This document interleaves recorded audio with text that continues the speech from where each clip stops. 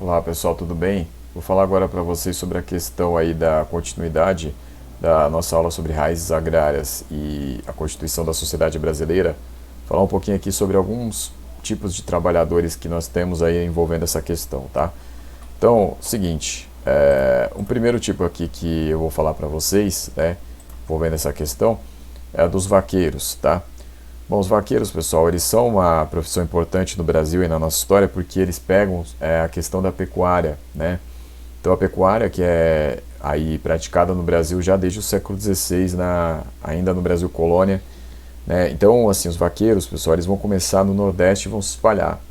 A questão aí nos vaqueiros é o seguinte, é que eles eram essenciais para o transporte de mercadorias, além da criação do próprio gado, né, que poderia servir depois para alimentação.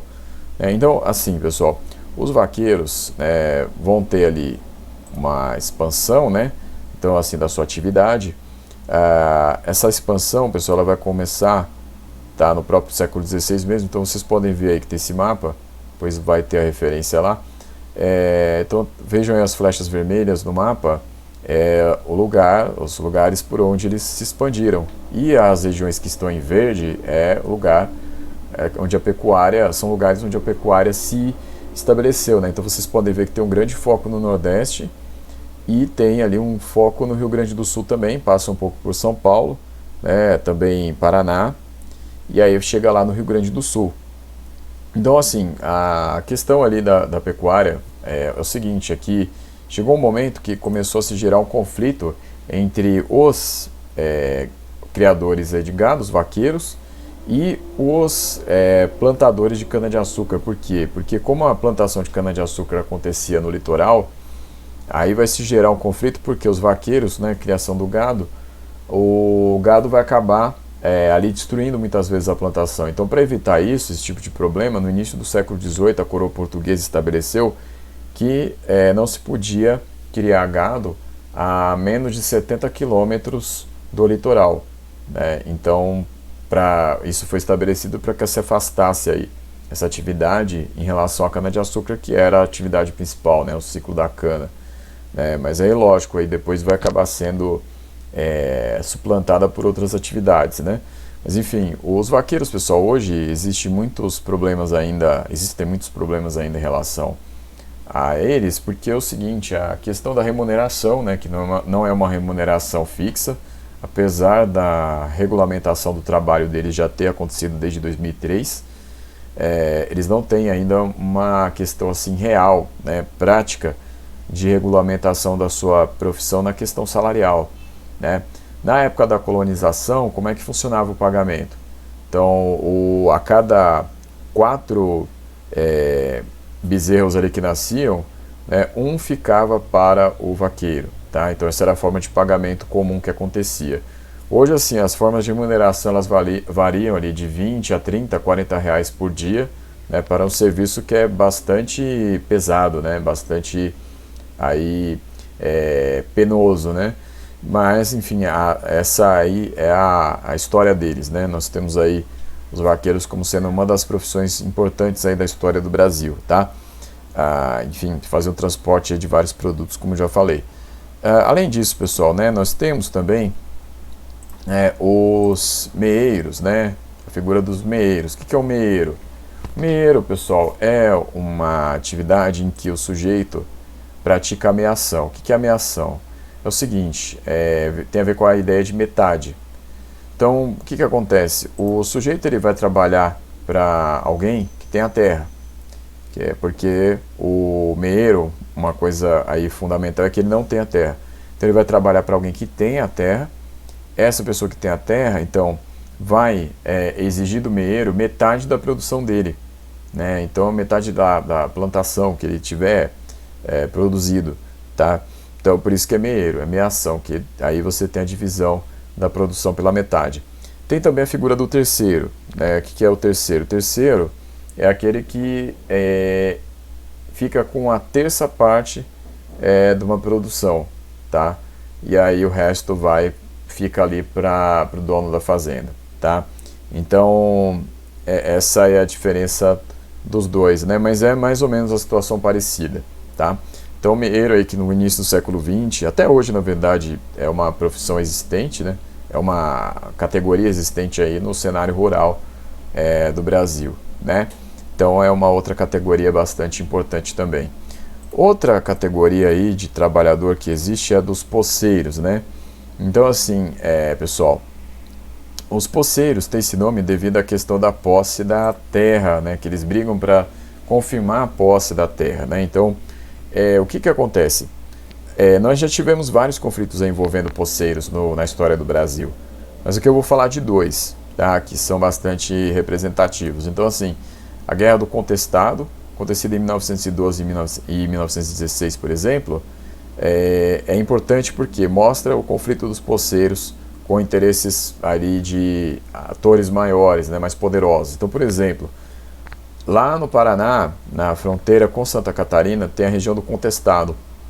E aí o que vai acontecer é que os poceiros, eles ocupavam a região, mas aí vão entrar em conflito com os interesses da companhia ferroviária, a São Paulo Railway Company, que tem ali capitais ingleses, e eles queriam expandir a malha ferroviária, ia passar por aquele lugar. O que acontece é que os poceiros estavam lá, e aí vai se gerar uma guerra, né? Então os governos de Paraná e Santa Catarina, mais o governo federal, vão reprimir bastante ali os poceiros, né? E os poceiros vão acabar sendo derrotados. Tinha ali o líder José Maria, mas ele, enfim, não conseguiu enfrentar essas forças aí militares. E aí, então, pessoal, isso é uma coisa que marcou a história do Brasil no século XX, tá? Esse conflito aí dos poceiros contra o governo, né? Os governos estaduais e o governo federal. Então, lembrando, o poceiro, ele tenta afirmar a sua posse da terra, né? Então, essa é a questão do poceiro. Tá? Mas enfim, ele afirma como? Ocupando o lugar, trabalhando no lugar, tendo moradia fixa ali. Então essa é a forma que ele tem, ele não tem o documento, tá? Então, e onde é que vai entrar essa questão do documento? Vai entrar, pessoal, nesse conflito que aconteceu na Baixada Fluminense, a partir da década de 30, que vai até os anos 60, que vai ser o conflito ali na região do Nova Iguaçu, né? Principalmente, tá? Na região da Baixada Fluminense em geral, tá? Então, assim, pessoal, o que acontece? Ali vai se tirar um conflito entre poceiros e grileiros. Poceiros, a gente já sabe aí que é a questão daquele que tenta afirmar a posse da terra, e o grileiro, o que é? O grileiro é o tipo de sujeito que começa a aparecer no século XIX no Brasil, principalmente devido à lei de terras do Dom Pedro II, lá da época do governo dele, 1850. O que era a lei de terras? Era uma lei que afirmava que o sujeito só podia ter a posse e a propriedade da terra se confirmasse através de um documento escrito, né? Então, esse documento ele podia ser uma carta vinda lá da época das Sesmarias, né? Então, o que acontece? Para confirmar que lá atrás a família do sujeito teve uma doação, ele tinha que mostrar o documento. Então, o que os grileiros faziam? Eles não tinham o papel oficial. O que eles faziam? Eles escreviam, né, imitando a letra ali do que seria uma carta oficial, e colocavam dentro de gavetas ali, colocavam insetos, como grilos, gafanhotos, enfim, enfiavam ali o que dava para fazer sujeira, e aí deixava alguns dias. Depois de um tempo, ali aquele documento estava com a aparência de velho. Eles mostravam para o governo para tentar confirmar então a sua propriedade, né? Muitos conseguiam. E aí o que vai ocorrer é que eles vão tentar fazer a mesma coisa agora, nos anos 30. Só que eles vão brigar ali com os poceiros. Os poceiros estavam determinados a confirmar que dependiam daquelas terras ali para sobreviver. A questão aí é o seguinte, a gente tem que sempre ter em mente quando está falando da questão de ocupação de terras no Brasil, né? Porque isso tem a ver, por exemplo, com o MST hoje.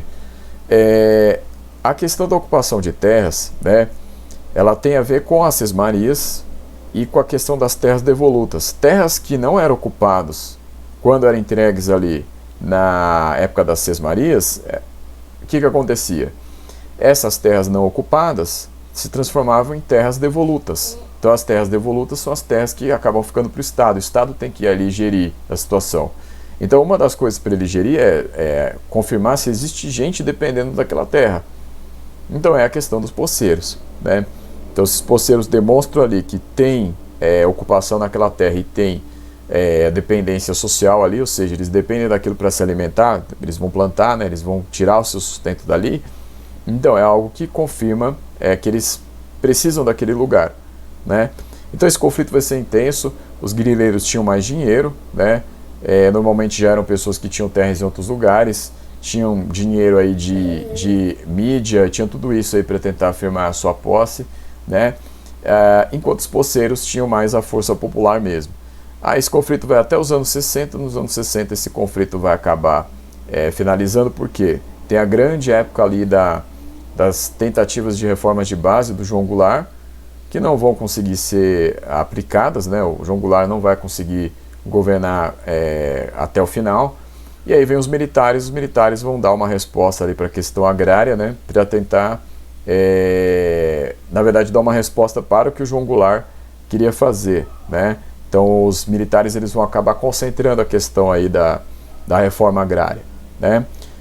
Enfim, e aí esse conflito aí vai acabar ficando aí por essa década aí de 30, foi nesse período aí de 30 até 60, né?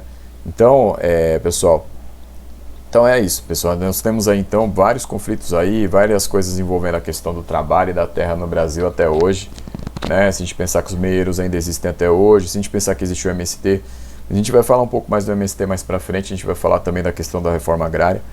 Por enquanto, o que eu tinha para falar era isso daqui, pessoal. Obrigado.